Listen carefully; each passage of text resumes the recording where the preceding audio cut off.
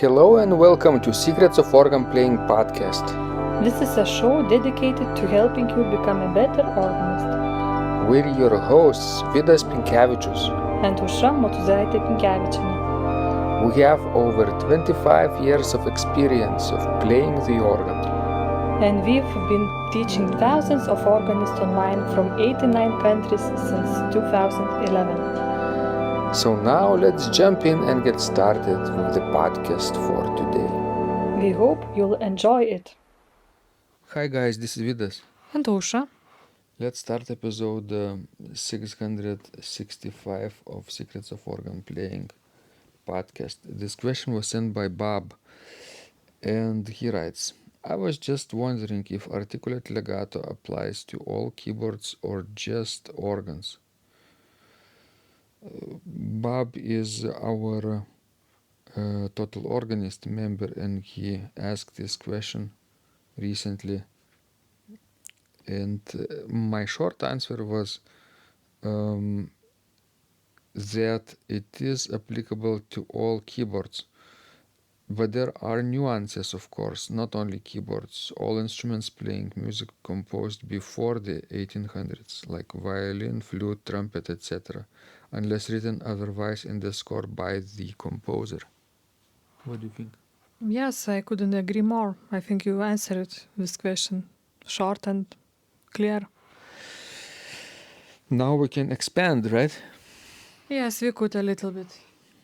So, what's the proof that all instruments played like that before Romantic period? Well, you can check famous treatises written by famous musicians. Of course, we are not talking about organ now because there are lots of treatises about how to play the organ. But if we are talking about other instruments, because the question was about other instruments, you could read the treatises by Leopold Mozart, who was very famous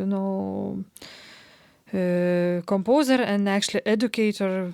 We know that he was a perfect educator because Wolfgang Amadeus Mozart was his son, but he also was wonderful teacher of violin and wrote a very important treatise about playing the violin. So you could read that. He has German and English versions for sure. I don't know into how other many languages it was translated, but you definitely can find it in English.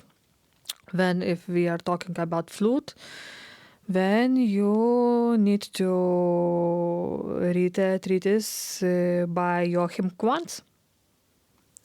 He was a very famous flutist, and he worked at the Prussian court. So basically, violin treatise by Leopold Mozart applies to other stringed instruments. Obviously. Sure. To all the string instruments, not only violin, of course. And flute treatise by Quantz applies to, let's say, wind instruments.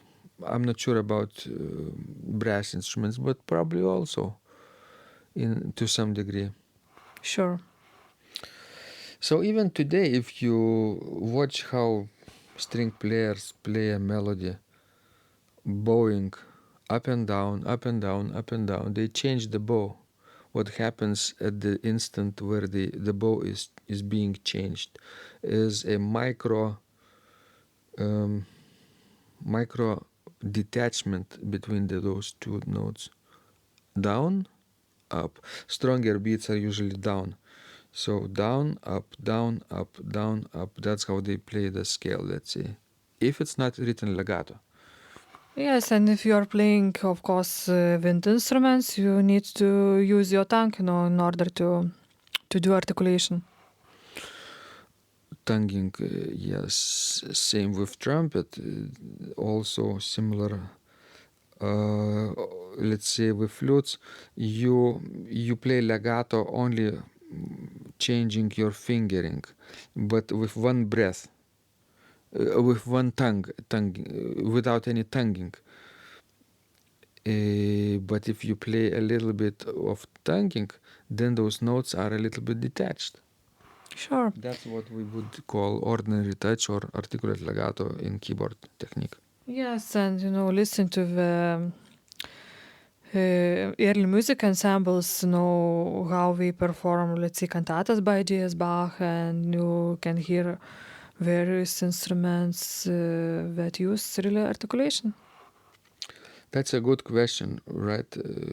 I like when people are wandering outside of their instrument and trying to make connections between other instruments in various periods. Sure, and since the organ is also not only the keyboard instrument, but the wind instrument, I think we can find close connection about articulation between organ and wind instruments. And Bob, of course, was asking about keyboards in comparison to organs, right? And we are expanding the questions, not only keyboards, but about other instruments as well. So Bob needs to know that this articulate legato could be applied to harpsichord, to virginal, to clavichord. What else? Yes, to all the keyboard instruments, except probably modern piano. Except modern piano, music composed after 1800s. So even playing Mozart, let's say, you could, in certain cases, play with articulation. Yes, Right. definitely, yes. Probably fast passages of 16 notes. Because this knowledge of articulate legato, it existed until, I would say, Ferenc Liszt. Don't you agree? Mid 19th century. Sure. It started to decline during that time, but even Ferenc Liszt was kind of complaining that in some villages in Germany they still play with articulation on the organ. So, because this tradition was still, alive, since, so many instruments were preserved, I cannot imagine, that you would sit down on the Baroque organ and you would, play something really legato. And in some cases, in some countries, this tradition probably extended even longer because the instruments remained mechanical with slider chests all the way through the 19th century, like in the Netherlands. Yes, the poorer church was, the further it was located from the big centers, the better instruments were preserved, because people didn't have, actually money to rebuild them or to restore them, and we basically stayed untouched. Luckily for us, that way we know what was at that time and how the original instrument sounded. It sounds like you mean Netherlands were a poor country.